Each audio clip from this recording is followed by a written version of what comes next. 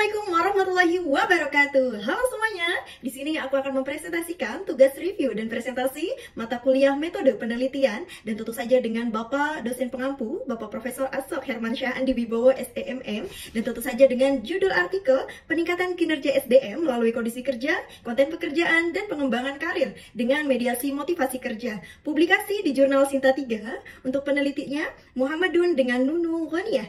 Tentu saja dipresentasikan oleh saya sendiri, yaitu Asy Wulandari dengan NIM 3122039 Juli 2025. Selamat menyaksikan. Oke, next kita ke slide selanjutnya tentang latar belakang. Dalam lingkungan kerja modern, peningkatan kinerja tidak semata-mata dapat dicapai melalui aspek teknis dan struktural organisasi, melainkan sangat dipengaruhi oleh faktor-faktor internal dan eksternal individu pegawainya. Beberapa faktor yang dinilai mampu mempengaruhi kinerja SDM atau variabel Y adalah kondisi kerja, yaitu variabel X1, konten pekerjaan variabel X2, dan pengembangan karir variabel X3. Di samping itu, motivasi kerja atau variabel Y1 juga memiliki peran penting sebagai variasi mediasi dalam memperkuat hubungan antara variabel-variabel tersebut terhadap kinerja. Next slide selanjutnya di sini tentang rumusan masalah. Berdasarkan uraian latar belakangnya saya sudah jelaskan tadi, maka logikanya masalah dalam penelitian ini adalah jika kondisi kerja, konten pekerjaan, dan pengembangan karir memiliki kontribusi terhadap peningkatan motivasi dan motivasi mempengaruhi kinerja, maka perlu diuji secara sistematis apakah ketiga faktor tersebut secara langsung maupun tidak langsung melalui motivasi kerja berpengaruh terhadap kinerja pegawai. Next kita ke slide selanjutnya tentang pertanyaan penelitian. Di sini ada 6 pertanyaan. Yang pertama,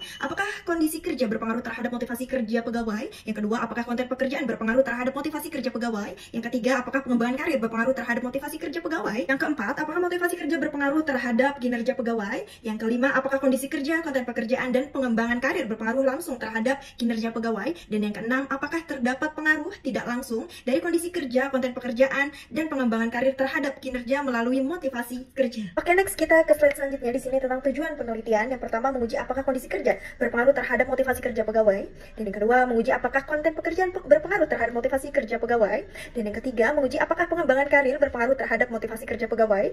Dan yang keempat, menguji apakah motivasi kerja berpengaruh terhadap kinerja pegawai. Yang kelima, menguji apakah kondisi kerja, konten pekerjaan, dan pengembangan karir berpengaruh langsung terhadap kinerja pegawai. Dan yang keenam, menguji apakah motivasi kerja memediasi pengaruh kondisi kerja, konten pekerjaan, dan pengembangan karir terhadap kinerja pegawai. Next kita ke slide selanjutnya. Di sini tentang teori. Di sini referensi teori mencakup ada 4 ya. Yang pertama, teori motivasi dari Maslow pada tahun 1943 dan Fromm 1964. Lanjut, yang kedua di sini studi Elton Mayo atau Hawthorne Studies tentang pengaruh kondisi kerja terhadap produktivitas. Dan yang ketiga, teori two-factor Herzberg membedakan faktor higien atau kondisi kerja dan motivator atau konten pekerjaan. Dan yang keempat, teori dari Gerson, Handoko, Skeppers, dan Mangkunegara terkait pengembangan karir, motivasi, dan kinerja pegawai. Oke, next di sini definisi dari variabelnya. Definisi variabel Y yaitu kinerja SDM, definisi dari variabel X1 yaitu kondisi kerja, definisi dari variabel X2 yaitu konten pekerjaan, definisi dari variabel X3 yaitu pengembangan karir, dan definisi dari variabel mediasi yaitu motivasi kerja. Oke, next kita ke slide selanjutnya. Di sini tentang pengembangan hipotesis dan juga di sini sudah ada kerangka dari teorinya. Hipotesis yang diajukan dalam jurnal ini adalah sebagai berikut. Yang pertama, hipotesis 1, kondisi kerja berpengaruh positif terhadap motivasi kerja ya. Hipotesis 2, konten pekerjaan berpengaruh positif terhadap motivasi kerja. Hipotesis 3, pengembangan karir berpengaruh positif terhadap motivasi kerja. Hipotesis 4, di sini motivasi kerja berpengaruh positif terhadap kinerja pegawai. Hipotesis 5, kondisi kerja berpengaruh positif terhadap kinerja pegawai. Hipotesis 6, konten pekerjaan berpengaruh positif terhadap kinerja pegawai. Dan yang ketujuh, pengembangan karir berpengaruh positif terhadap kinerja pegawai. Slide selanjutnya yaitu tentang metode penelitian. Yang pertama, populasi. Populasi dalam penelitian ini adalah seluruh pegawai yang bertugas pada institut dan fakultas di lingkungan IAIN Wali Songo Semarang yang berjumlah 210 orang. Nah, teknik samplingnya di sini, teknik pengambilan sampel yang digunakan adalah proportionally random sampling. Artinya, sampel diambil secara acak dengan proporsi yang seimbang di setiap unit kerja, yaitu alat analisis. Analisis data menggunakan regresi linear berganda dan juga patch analysis atau analisis jalur. Di sini tujuan analisisnya mengetahui pengaruh langsung dan tidak langsung antara variabel dan juga menguji peran mediasi motivasi kerja. Di sini juga ada uji validitas. Di sini jurnal menyatakan dilakukan uji validitas data tetapi tidak menjelaskan metode spesifiknya, misalnya person product moment atau confirmatory factor analysis. Namun dalam konteks regresi SPSS umumnya menggunakan korelasi item total atau korelasi person. Uji reliabilitas. Di sini dilakukan uji reliabilitas kemungkinan besar menggunakan nilai Cronberg alpha menunjukkan seberapa baik item-item dalam kuesioner saling berkorelasi satu sama lain, meskipun jurnal tidak secara eksplisit menyebutkan nilainya. Lanjut di sini goodness of fit model, karena metode yang digunakan adalah regresi linier dan PET analysis, maka indikator goodness of fit yang digunakan adalah R square atau R kuadrat. Nilai R kuadrat sebesar 0,396, artinya 39,6%. Variasi kinerja pegawai dijelaskan oleh kondisi kerja, konten kerja, pengembangan karir, dan motivasi kerja. Sisanya 60,4% dijelaskan oleh faktor lain yang tidak diteliti. Oke, next di sini hasil penelitian.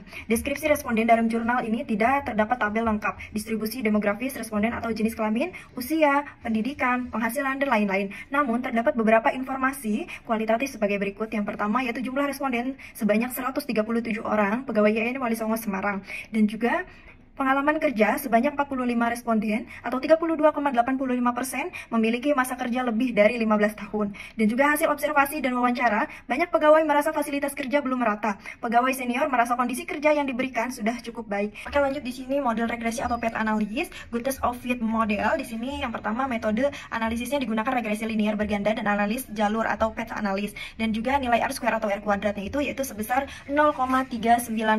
Uji hipotesis, di sini juga sudah ada tabelnya, yang kesimpulannya adalah semua hipotesis dari hipotesis 1 hingga hipotesis 7 diterima karena seluruh nilai T itu lebih besar dari T tabel dan nilai signifikansinya lebih besar dari 0,05.